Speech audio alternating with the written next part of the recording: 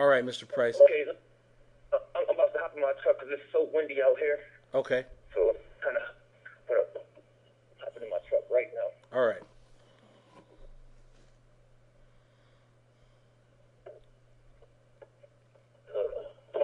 Okay, I'm ready. All right. Start by telling me the name of the police department and then tell me how this event started that you were describing for me. Okay, well, the name of the police station is called Niagara Falls Police Station, and I think, I don't know the address, but it's in Niagara Falls, New York. Okay, so it's Niagara Falls Police Department in New York, and is that where you reside? Yes. Okay. And tell me what happened in terms of the encounter with the police. Okay, well, I was just walking down the street coming from the store, and I was going to the second store because I didn't have all my items that I actually needed. I was going to grab some tissue, some toilet paper. So as I'm walking right next to the police station, the police, two officers came out up in a police car, and it wasn't the partner, or it wasn't the driver, it was the passenger. He just started looking at me, and they stopped the car, and he just said, do you have a problem? I said, no. He's like, where are you going? I said, mind my business. He said, what is your name? I told him my name. He was like, why ain't you over there walking on that $1 million sidewalk? I said, $1 million sidewalk, and he pointed over to their side of the sidewalk where they got the sidewalk and things like that. They just built this police station probably about 6 months ago, so it's a brand new $50 million police station. But he asked me why ain't I'm walking on a $1 million sidewalk. I said, because I'm not walking that way. So he's like, well, you're not allowed to walk up in the street. So I just looked at him, I laughed, and I walked up on the sidewalk. So they went up to the light. So as I'm walking up on the sidewalk, I cross the street, and I take a picture of the car number because I was going to show my cop friend, like, who is this right here? They just came out and harassed me. So he got out the car, and he said, oh, so you want to be a smart ass, huh? So that's when he started, yelling at me, verbally abusing me, and things like that. And I'm so like, hold on, let me stop you there. So initially, you weren't doing anything illegal. He asked you, why aren't you walking on the $1 million sidewalk? You told him that's not the way you were going. He told you needed to get on the sidewalk, so you did. And then he left, correct? They went away for a moment? Yeah, they went away. They went further up the street, and they got stopped at a red light. Okay, hold on. So while he's at the light, you took out your camera and filmed him, and then they came back. Yes, they still at the light. I crossed the street behind their car, and I took a picture of the car number, and I went on a $1 million sidewalk over there. So that's when I guess his partner told him that he's taking a picture of the car. So he hopped out the car. The driver never hopped out the car. He never said nothing smart to me the whole time or nothing. He is a younger guy. And the one officer, he got out the car and got all up in my face, like verbally abusing me and things like that. Like, you want to be a smart ass. And I'm like, what did you talk about? I'm respectful towards the cops. It's like, I don't got no problem. I got cop friends as my friends.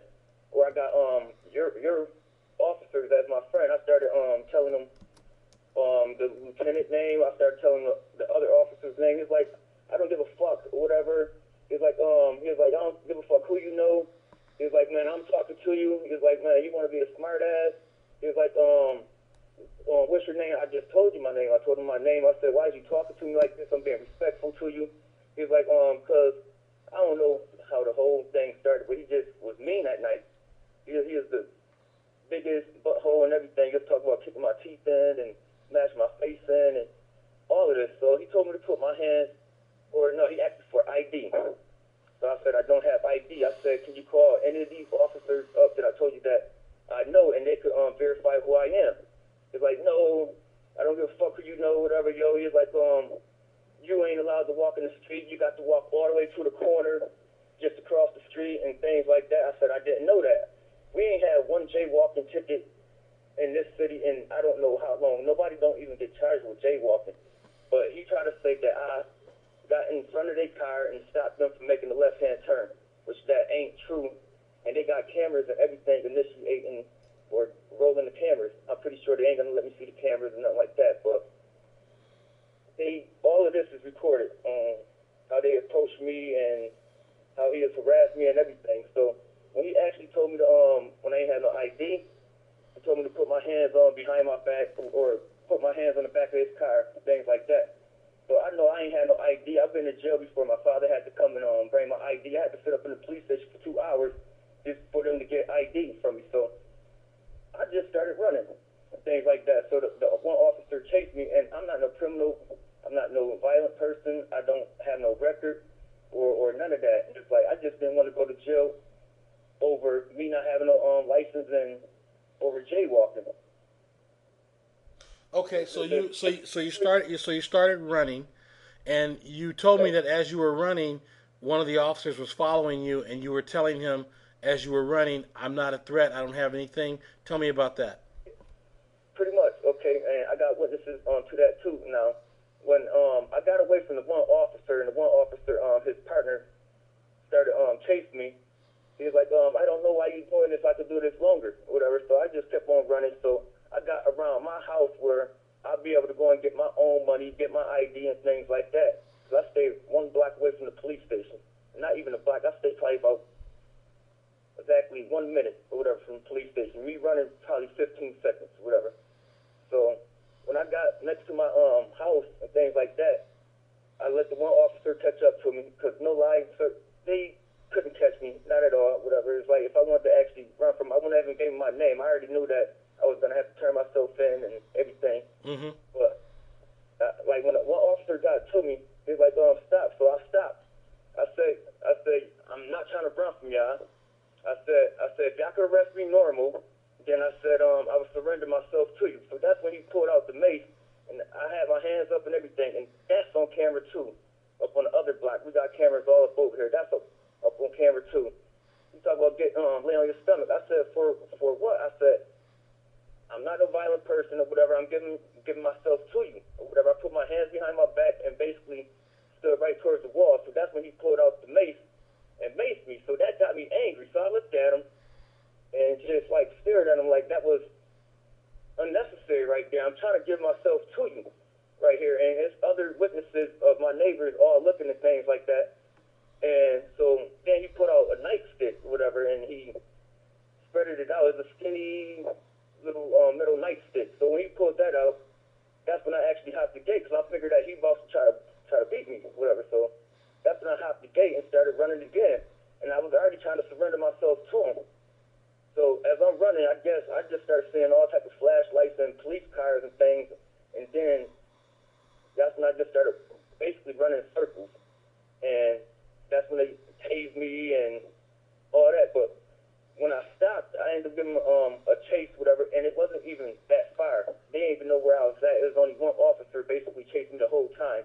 When I knew that officer wasn't around the rest of his friends, I stopped right next to the police station where they actually ended up beating me up at, whatever, yo. But I stopped right next to the side of the police station, running right back towards the police station. And I laid on my stomach and I put my hands behind my back for the one officer to arrest me. Because I know if the rest of them would have ended up catching up to me, they would have tried to do what they actually did. I'd seen it too much on cops and things like that.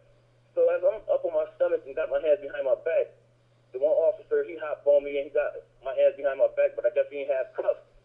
2 minutes later, not even 2 minutes later, not even to over-exaggerate, but probably about 30 seconds later, the rest of the officers came as I'm laying up on my stomach. Talk about, put your hands behind your back. I'm already laying on my stomach and everything for this one officer to handcuff. But he never handcuffed me.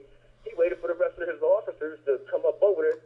And all I'm feeling is 10, well, not 10, but probably about 6, 7 different knees drop kicking me in my head, drop kicking me in my neck. They on top of me, trying to break my wrist.